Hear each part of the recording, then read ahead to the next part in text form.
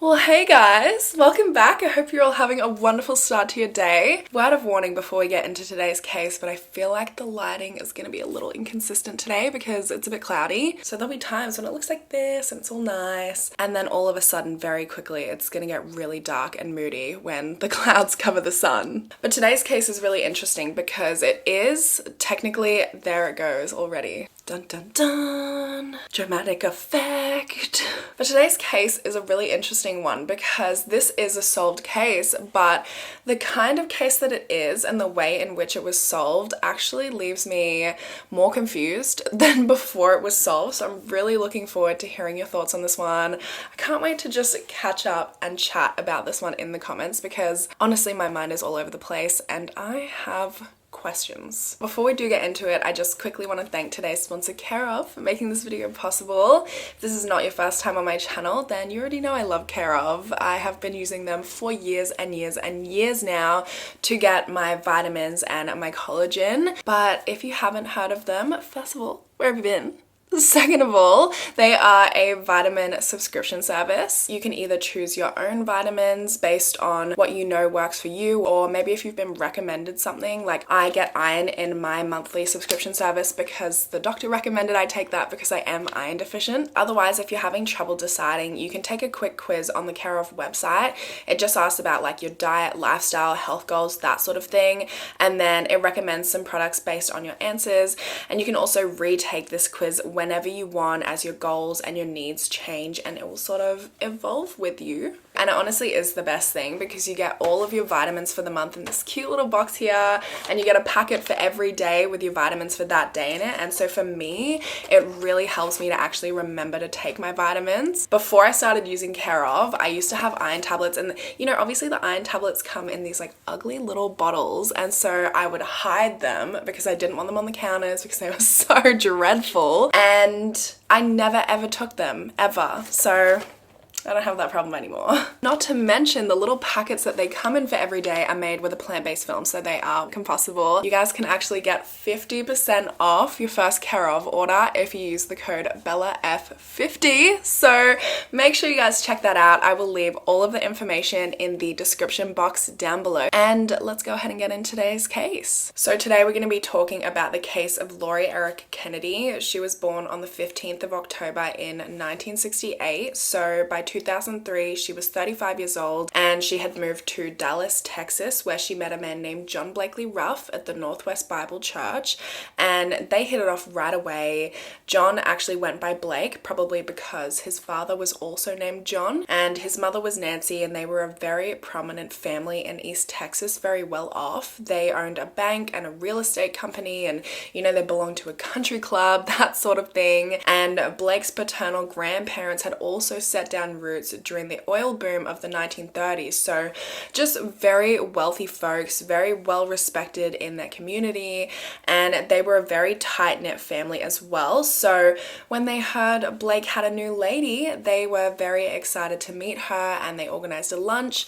But first impressions were not great, and the Ruffs were suspicious of Lori right from the jump. They said she was very evasive and distant when they asked her questions about her past and her family. Pretty much all she told them was that she was an only child, she had no living relatives, both of her parents had passed away, and she didn't want to elaborate. She also did say that she skipped high school and went straight to college, which is a bit odd to me because I didn't know that you could actually go to college or university without getting a high school degree first. You learn something new every day, I guess. And obviously I wasn't there for this meeting, but I just feel like based on what I've read about the meeting, if somebody has no family, no living relatives, their parents have passed away, I think it's totally fair to not want to open up. Like, I just didn't see how that was weird or evasive or suspicious. I can see how that would be a sore spot that someone doesn't want to open up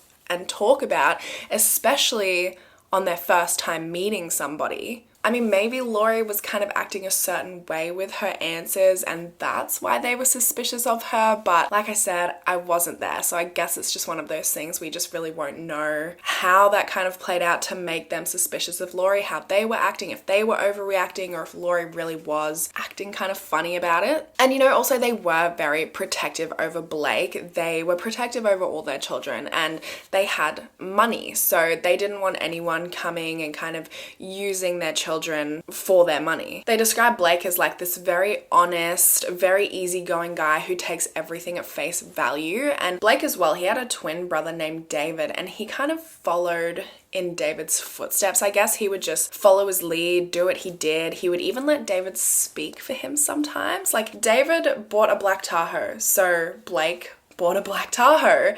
And when David joined a church Bible study class and met his wife, Blake joined, I guess, a Bible study class, and that's where he met Lori, his, future wife, this woman that he wants to marry. And this could all just be another reason why they were a little bit apprehensive about Lori at first, because of the way that Blake is. He takes everything at face value, and he assumes that that you can take everyone else at face value as well. What you see is what you get sort of thing, when that's not really the way the world works. Blake's brother-in-law Miles actually said that Blake didn't really have much of an inner monologue either. Like, he wasn't the type of guy to just overthink things. Like, if you said something to him, he just believed you meant it exactly as you said it, that there were no kind of hidden undertones, because that's how he spoke to people. Like, he would just say what he was thinking. There would be no undertones, no hidden agendas, and he just thought everybody else was like that too. Like, there was just no kind of ulterior motives. And so when Lori didn't want to open up about her past, he didn't question it. He just assumed she didn't want to talk about her past, and he didn't press it. And she had actually told Blake at one point that she had burned everything from her childhood, like all pictures that she had from her childhood, because she didn't want to remember it. And Blake was very much in love with Lori, who Lori was as a person, not with Lori's past. So if she didn't want to open up about it and it was a sensitive topic for her, then that was fine by him, because he wasn't marrying her past, he was marrying her. And while his parents and his family were protective, it's not like Blake was a dumb guy. Like, he was smart. He went to university and got a bachelor's degree in economics from the University of Texas, and he then went on to study telecom management at another university. And then by all of the time that this was going on, he was working as an account manager for Verizon. So he was smart. He can make his own decisions about his love life, and his decision was that he wanted to be with Lori and he wanted to marry Lori. It was very much a case of opposites attract with Blake and Lori, because Blake was this very quiet, very shy guy, sometimes even letting his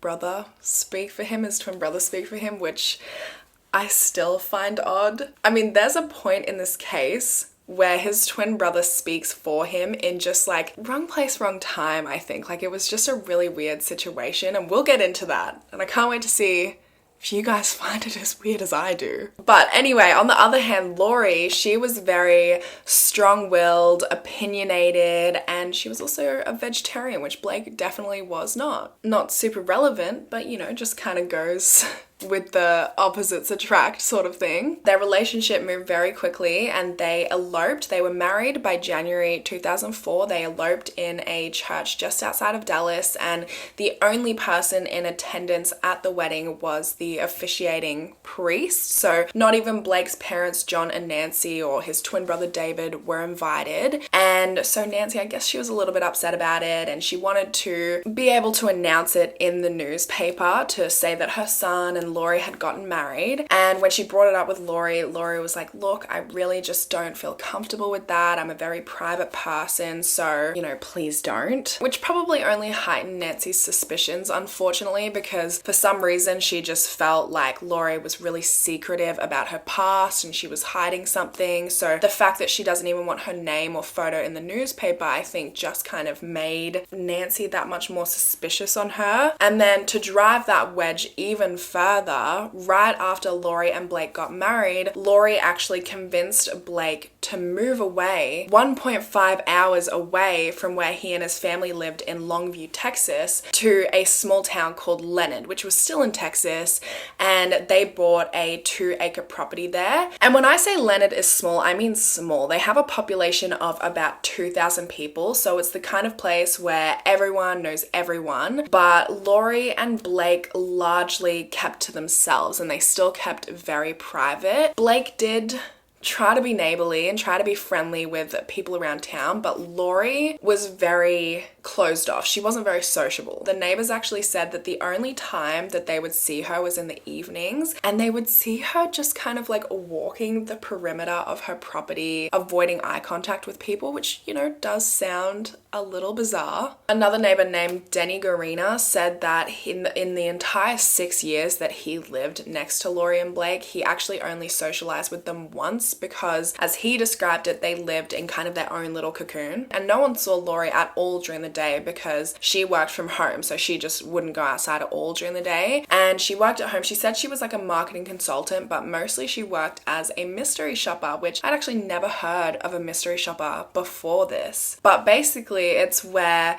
you hire somebody, you hire the mystery shopper to go into a retail store or a restaurant or wherever it is, and they just act like a normal customer, and they kind of take in and take note of the customer service experience that they are receiving, and they'll report back to whoever hired them. So almost immediately after Lori and Blake moved out to Leonard, they began trying to start a family because Lori wanted more than anything to be a mother, and unfortunately over the next 4 years they really had some fertility struggles, and Lori did unfortunately suffer a few miscarriages, and Blake's family judged her for that. Like, they were really looking for any reason to find this woman suspicious instead of being heartbroken for their son and daughter-in-law experiencing these miscarriages and losing a child that, you know, Lori so badly wanted.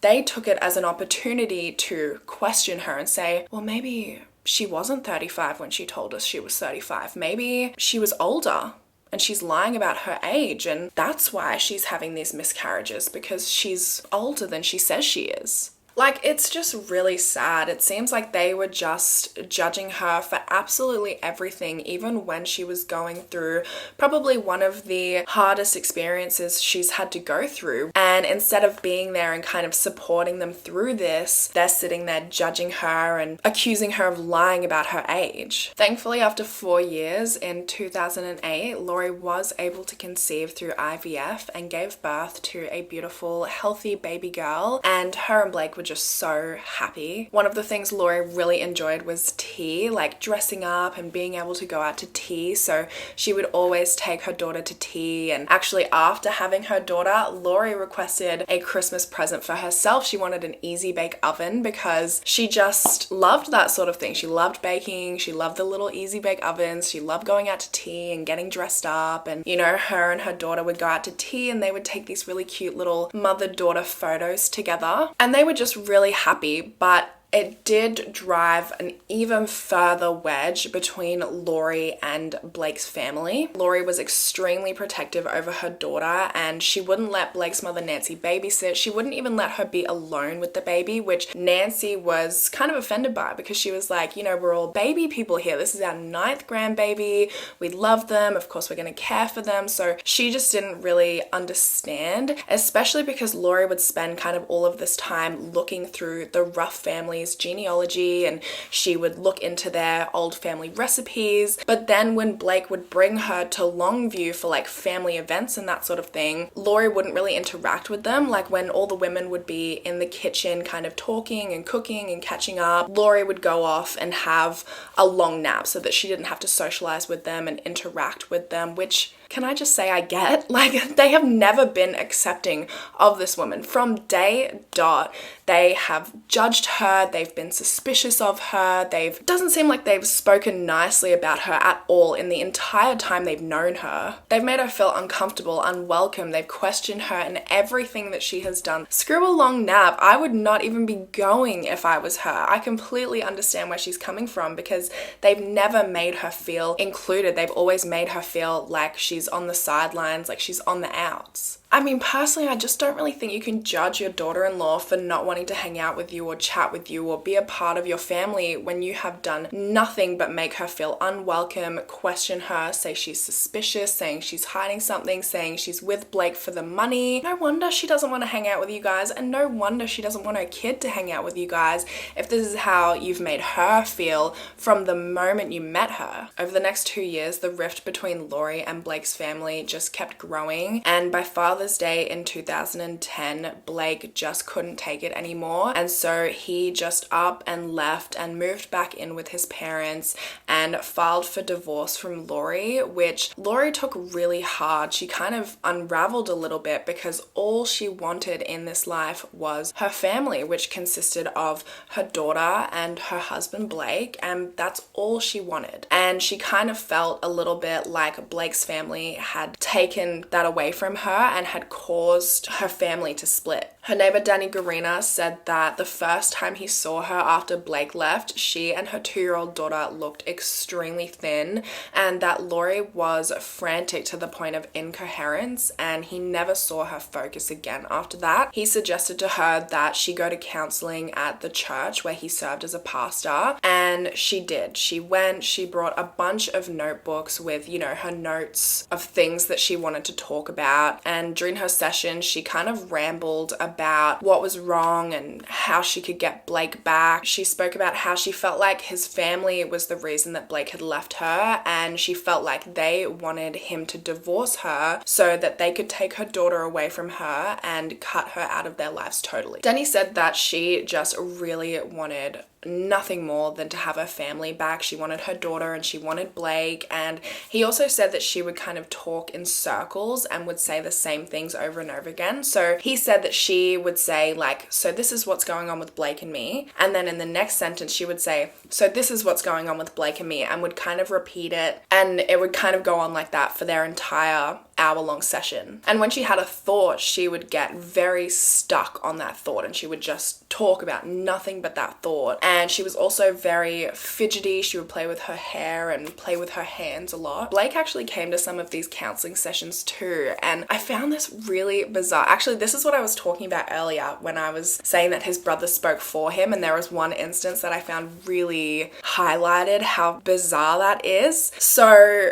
Blake would bring his twin brother David to these counseling sessions, and then Blake would just like not talk at all. Like David would just talk the entire time for Blake, almost like he was translating for him, which even Denny found weird because what an odd dynamic. Like, this is Blake's marriage. He knows the intricacies of his marriage and his relationship with Lori better than David could ever know, because obviously he can kind of tell David how it's going and what their dynamic is like, but he hasn't lived it. He hasn't experienced it. He doesn't know the little intricacies of their relationship. So it just makes no sense for him to be talking for his brother in this scenario. I mean, I feel like it hardly ever makes sense, but especially in this scenario, I don't know. And I mean, in the end, the counseling didn't help their marriage anyway. By the fall of 2010, Lori had started sending some threatening emails to the Ruff family, and there was one occasion during a custody exchange where Lori kind of caused a bit of a ruckus, and when Nancy went back inside, she noticed that one of their house keys was missing, so she was really scared that Lori had taken that. And there was another occasion where Nancy was home and she kind of heard the back gate at their house squeak open, which she was like freaking out that it was was Lori, and they were all just kind of waiting for Lori to snap. They thought she was going to snap and take her daughter, or she was going to harm somebody in the family, and they were just really feeling scared. So they actually asked a judge to order Lori to cease and desist. And then on Christmas Eve in 2010, Lori woke up early that morning and made the 1.5 hour drive to Longview to the Ruff family home, and she pulled into their driveway without turning the car off, without unbuckling her seatbelt. She shot herself. Shortly before 7 a.m, Blake's father, John Ruff, opened the garage door so that he could go out and get the morning paper, and that's when he saw Lori's car in the driveway, and immediately he closed the garage and went back inside because they were obviously feeling a certain type of way. They were feeling very threatened because of the emails they'd received, because of the fight at the custody battle, because of just how skittish they'd been in their own home, thinking that Lori was going to do something rash. And so he didn't go out and check out the car. He didn't investigate or anything like that because nobody had actually heard the gunshot. At this point, Blake and, he and Lori's daughter were still in bed asleep. Nobody had heard the gunshot. So John didn't want to take any chances. He closed the garage, he went inside, and he contacted the police. They arrived shortly after, and they found blood spattered all throughout the front of the car. They found Lori slumped over the steering wheel with a pistol still in her hand. They also found 2 letters in the car with her. One was addressed to her daughter with instructions for it to be opened when she turned 18, and another was addressed to my wonderful husband, and that was an 11-page letter. Part of the letter read, "Blakely, you mean the world to me. You are the best thing that ever happened in my life, and I'm really sorry about the communication regarding some situations. We both needed help in the communication department, but we never needed help in the love and romance department. I wanted you to know why I did this ending. I didn't want to die being divorced, so I did this before it was finalized. You're still my husband. I could not bear the pain of not growing old with you. I felt so bad for mistakes in the marriage. You and your family assumed so many wrong things. To have to type this in a letter hurts so much. I wanted to sit next to you for life at our daughter's graduation, wedding, and spending time with our grandchildren. I love you forever. I love you always. Being your wife and having you as a husband was the best." The letter was described as the ramblings of a clearly disturbed person, and I don't know what the other 11 pages read because they were never released, but it really doesn't sound like the ramblings of a disturbed person. It just sounds like someone who's devastated that she's lost the only 2 things she really cared about in the world, her daughter and her husband. Lori's funeral was held on the 3rd of January in 2011, and after her funeral, Blake's brother-in-law, Miles, drove with a few of the other Ruff family members to the Leonard house that Lori had been living in before she passed, and the house that she had previously shared with Blake and her daughter, because obviously they had from day one suspected that she was hiding something. And they claimed that they were doing this because they believed the truth would come out eventually, and they didn't want their, granddaughter, Blake's daughter, to be blindsided by whatever the truth was, because they were assuming that she had done like some terrible criminal thing. They went there to, as Miles describes it, scrub the place down to see who Lori really was and what she was hiding. They also didn't want to take any chances in fears that the house might be like booby-trapped or something, so they actually called a deputy sheriff to come and meet them at the house for when they got there to scrub it down. They said that once they got in the house, it was a total wreck. There were dishes, laundry, and trash bags everywhere, including on her daughter's bed, and her daughter's bed was just totally soiled. All over the house there was paper filled with Lori's scribbles, and when the paper filled up, she would just write over things that she had already written on, and they said that it just seemed like she had given up the will to live.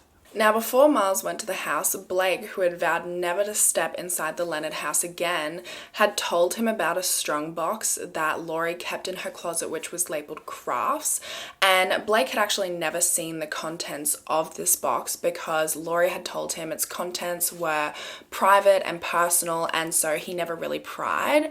Miles, on the other hand, went directly to look for this strongbox and got it open with a flathead screwdriver, and the contents definitely did show that Lori had been hiding something. Inside, they found a bunch of sheets of paper with notes and names and numbers scribbled all over them. There was a reference letter from someone named Roger Steinbeck, and it was written on stationery from a 5-star hotel in Thailand, and it was an employment reference letter. So Roger was basically saying Lori's great, she shows up on time to work, she's pleasant to be around, that sort of thing. And then on some of the sheets of paper that she had scribbled on, they found the name of an attorney named Ben Perkins and his number, and there were also a few other scribbles she had written, like 402 months and West Hollywood and a bunch of other stuff. So the Ruffs were just making all sorts of speculations, like, was she facing 402 months in prison? Was she in some sort of legal trouble? Did the crime that she committed happen in West Hollywood? Like, all of that sort of thing. So they looked into all of this, and turns out the employment reference letter was written by someone who never existed. So Roger Steinbeck, not a real guy. And they also got in contact with Ben Perkins, the attorney, and he had no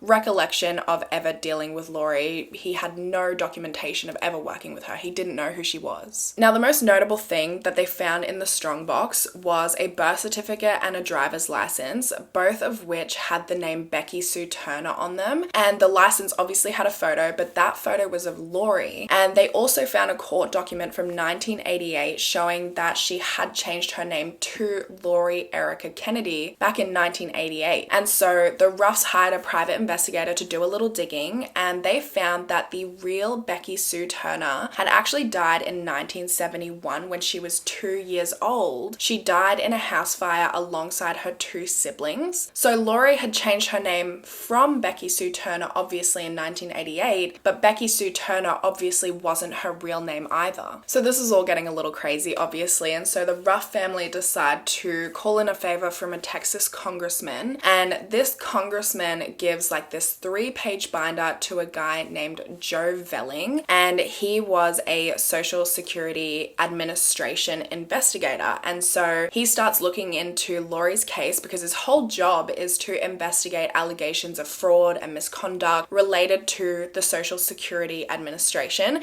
So he's spent his whole life investigating people like Lori. He thinks it's going to be a breeze, but he cannot find anything on this woman before 1988. And he said that the reason he couldn't find anything on her before this time is because she's obviously very good. Because the way in which she changed her identity and hid her old identity was very sophisticated and led Joe Velling to believe that she was either hiding from some sort of criminal past or she had somebody helping her change her identity. Because the way in which she did this, right? Basically in 1988, she went and obtained the birth certificate of Becky Sue Turner in Bakersfield, California, who, as we know, died 17 years earlier at age 2. And back in 1988, a lot of places would just mail a copy of a birth certificate to whoever asked. And Becky Sue had been born in one state but died in another state, which means Lori knew what she was doing, because this kind of separation where the birth and death take place in 2 different states means there's a much smaller chance of being tripped up by some sort of database, because they didn't do a lot of cross-checking between states back then. So she gets Becky Sue's birth certificate,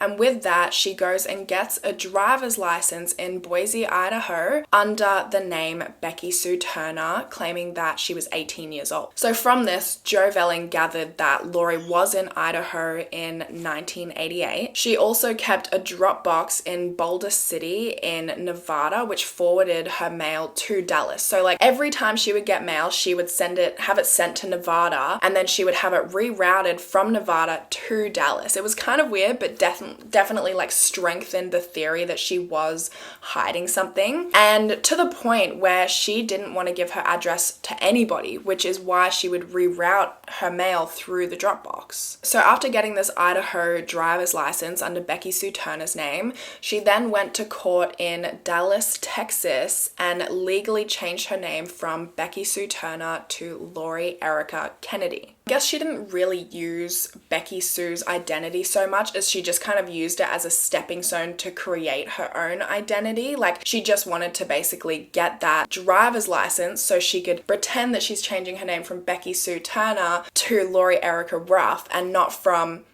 whoever she was before she was Becky Sue Turner, you know what I mean? So it would be way harder to trace. It's kind of all a bit convoluted, but basically after she changed her name to Lori Erica Kennedy, she then went and got a social security number under that name, because back then you weren't assigned a social security number at birth. You actually got a social security number once you started working. So she's like, I'm 18 now, I'm applying for my social security, and she got one. And so that whole process from getting Becky Sue Turner's birth certificate to getting her social security as Lori Erica Kennedy took about 2 months, and that's it. She's a new person. And people can't trace her to her previous identity before Becky Sue Turner because of the way that she did this whole thing. So then after this, Lori was able to get into college without providing any high school transcripts. She took her GED, she got into university, and she graduated from the University of Texas in Arlington with a business degree. And then Joe Velling, once he found that information, went and tracked down some of her former colleagues and some of her classmates that went to university with her. There wasn't really a lot of people that knew her. One person said she worked as a dancer in a gentleman's club back in the 90s, but that is all of the information he could find out about her. And honestly, that information was pretty shocking to them,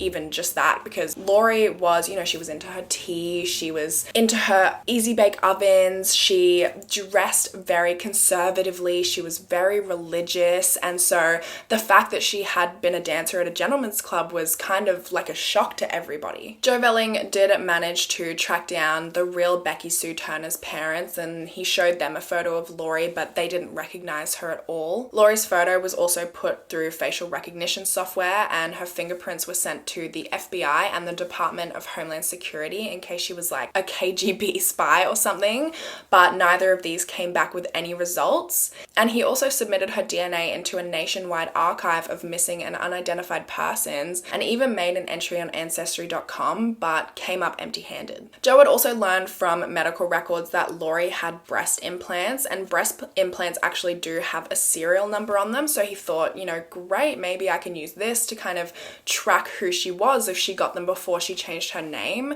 But he traced the serial numbers back only to find that she had gotten the breast implants after becoming Lori Erica Kennedy. So it was another dead end. You know, Lori had taken on her new identity before the digital age, before internet, before emails, before digital photos. And so Joe Velling thought this would be a, you know, easy run-of-the-mill case, but because she had set it up before that time, it was really frustrating and really difficult, and he just could not find anything on her before 1988. So the Ruff family decided to take the case to the media, and they had an article published in the Seattle Times in 2013, which went viral, and they were just kind of hoping that somebody would recognize her and would be able to come forward with some information about her from before she changed her identity. Despite the article going viral, it turned up no new leads. But the Ruff family did not give up. They were determined to find out who Lori was and what she was hiding.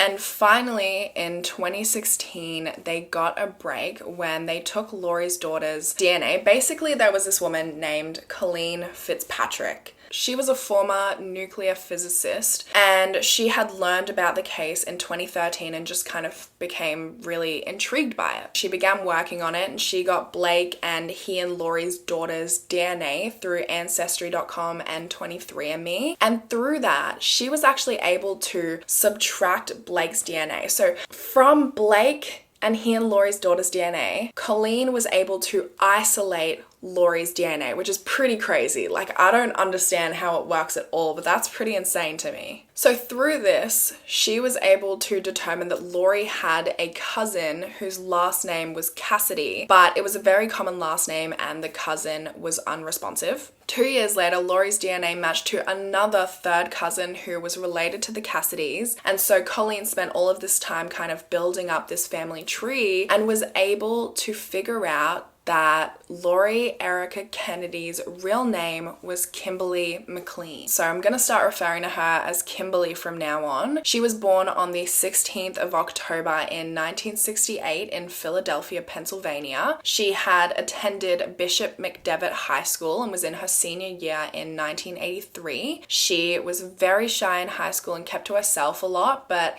in her senior year when she was 18, she just up and vanished and hardly anyone remembered her or even really noticed the fact that she was gone. So when Kimberly had vanished, she had actually moved to Prussia in Pennsylvania, and from there she called her mom and told her, I'm running away, I don't want anyone to look for me, and the family didn't. No missing persons report was filed, no one contacted the police, nothing was done to look for Kimberly. They just let her go and then acted like they had no idea why she left. In 2016, when Kimberly's real identity was revealed, they tracked down her mother, Deanne, but she didn't want to speak to the media. So they instead tracked down her uncle, Tom Cassidy, and he said that growing up, Kimberly had a normal, happy, just typical family life. Her father, Jim, worked in construction and volunteered at the local farmhouse, and her mother, Deanne, was a homemaker and stayed home looking after her and her sister, Michelle. Apparently, they had a very happy family life. Their dad built them a playhouse in the backyard. He would take them on rides in the fire truck, and they would all go out for family day trips and vacations. But this is all according to the uncle. Well, there were some other accounts. There was someone who was close to the family who said that whenever she came over to the family home, she just felt kind of cold, like something was off. Something just wasn't, there was no sense of like camaraderie between the family members. She also said Kimberly was a bit of a character herself. She just didn't really feel comfortable around her because of the way that she would speak. She just wasn't a very warm or friendly person. She preferred to be alone. She wasn't very sociable. Allegedly, Kimberly's parents, Deanne and Jim, had a very dysfunctional relationship. Jim was very controlling and didn't let Deanne have any freedom. He was also an alcoholic and potentially verbally and physically abused both Deanne and their two children. So Deanne went to her pastor for advice, and he said, save all of the money that you can and get out of there. And so Deanne did just that. She saved her money and she took Kimberly and her older sister Michelle and she left. And she moved to Winnicott, Pennsylvania, which is where Kimberly attended Bishop McDevitt High School. A few years later, her mother got remarried to a guy named Robert Becker. And then in 1986, Kimberly ran away. And the very next year, her father, Jim, passed away. And he left the estate and $84,000 to each of his daughters. So $84,000 to Kimberly, $84,000 to her older sister, Michelle. But Kimberly had already run away by this point. So the estate agents tracked her down. They sent her a letter letting her know that her father had passed away and that he had left her an inheritance, but she didn't want it. She actually, after getting that letter, up and left. She never responded to it. She up and left and changed her identity. Which, little side note, I feel like the fact that she didn't want her inheritance, which is $84,000, that's a lot of money, but you also have to think about the fact that that's $84,000 in 1987 money. Like, that is a ton of money. And the fact that she didn't even want that, I think proves that she was not with Blake for his family's money, like his parents accused her of. But after that, after she, didn't respond to the letter and just up and changed her identity and vanished, that's all we know. We don't actually know for sure why she up and left and changed her identity and why she wanted to disappear and become somebody else. There is obviously speculation and theories, which we're going to talk about, but it seems like we will never know the truth of why she changed her identity and why she wanted to disappear. And I feel like that is why I'm left with more questions, because you would expect there to be some big event that made her want to change her life, but it doesn't seem like there was, because she had run away and sort of vanished from her old life before her dad died. She hadn't changed her identity per se by that point, but she had run away. She had vanished from her school and the rest of her family's lives. So one theory was that she was part of some militia group in Idaho or Montana, and as part of their special training, they had to learn how to hide their identity. I mean, this one for me is so far-fetched. I don't think that that's the case at all, but it's a theory, so I thought I'd mention it. Some people believe believe, due to the fact that she did work at a strip club and the fact that she had breast implants, that maybe she was human trafficked and she was actually running from that. But in saying that, her breast implants had been put in after she had already changed her identity. Unless maybe she had been trafficked and they changed her identity so nobody from her old life would find her. But I just find this theory a bit far-fetched because it seemed like she just kind of vanished from her own life. And then after receiving that letter that her dad had passed away, that's when she took that next step to change her identity. And because of that, for me, I feel like, you know, this did have something to do with her family, because there's no evidence to point to anything else happening in her life. There is some speculation that her family was involved in a cult, or they were just a very isolated, abusive home, and that's why she kind of wanted to disappear so they could never find her again. Some people think that her behavior in asking for an easy bake oven for Christmas, which is a child's toy, the fact that she loved to get dressed up and go out to tea, the fact that she was very unsociable and liked to be alone and was very private. Some people say that that indicated that she had not had a proper childhood and that she had been deprived of proper socialization. And you know, within that theory, maybe it wasn't that she didn't get proper socialization as a child. Maybe it was just the fact that her father was abusive. There was that potential, there were allegations that he was an alcoholic, that he was verbally and physically abusive to both Deanne and his two daughters. And so some people have speculated that maybe he was sexually abusing Kimberly and that's why she wanted to run away. Maybe she was angry at her mother for not doing something sooner and she just wanted to completely forget that part of her life. And I think this does explain that she wanted to,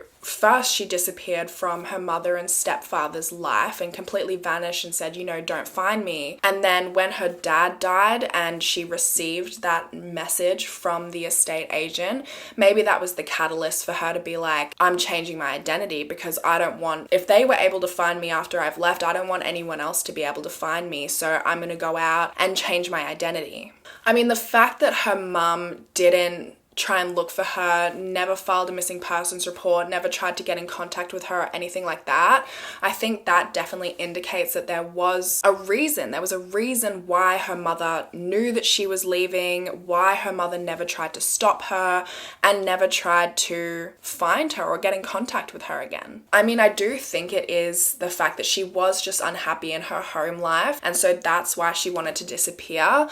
But I just can't fully grasp why she would want to completely disappear and change her whole identity. And not just that, but the way she did it so skillfully as well. She chose someone that had been born in one state and died in another, so it would be harder to change, and she just completely erased herself. I mean, no matter the reason, it's an incredibly sad situation. She had run away from a past that she clearly felt lonely in, she wasn't comfortable with, and she wanted to erase. And she had gone on to find her own family with Blake and their daughter, something she didn't have as a child, and that was sort of taken away from her, which she just couldn't bear. But that's everything from me today. That's everything for this case. I'm really looking forward to discussing this one with you guys in the comments, what you think. Why do you think she ran away? Do you think any of the theories that I mentioned are the reason she ran away, or do you think there's something more behind it? Let me know.